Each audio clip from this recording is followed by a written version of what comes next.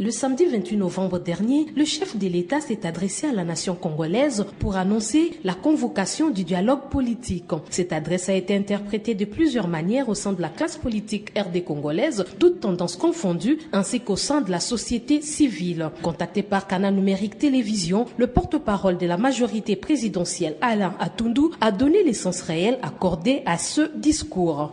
Le discours du chef de l'État est une véritable interpellation à la conscience républicaine de chaque acteur congolais.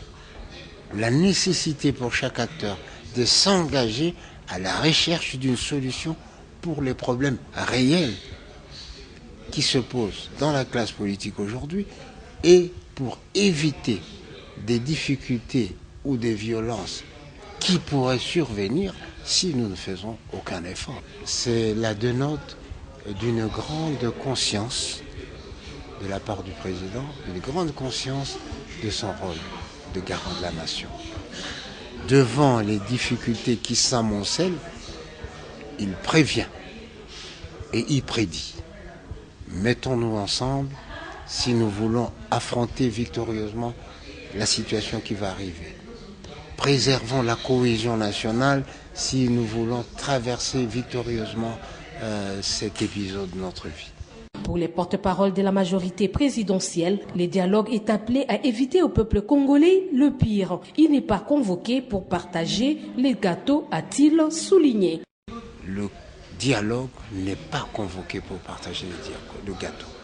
Le dialogue n'est pas convoqué pour trouver un troisième mandat au président Kabila. Le dialogue est convoqué pour que dans la cohésion, nous puissions trouver des réponses idoines aux difficultés que l'on voit déjà s'amonceler à cause du processus électoral. Qu'adviendra-t-il si l'Union pour la démocratie et le progrès social UDPS claquait la porte au cours du déroulement du dit dialogue? Alain Atundou a répondu. La vie politique suppose deux choses. La première, c'est la bonne foi. Il faut être de bonne foi, croire en la bonne foi de l'autre. Deuxièmement, il faut toujours avoir plus d'une proposition. Parce que l'autre peut ne pas être d'accord, vous demander de chercher une proposition, ou il peut amener sa proposition et vous trouvez une troisième voie médiane.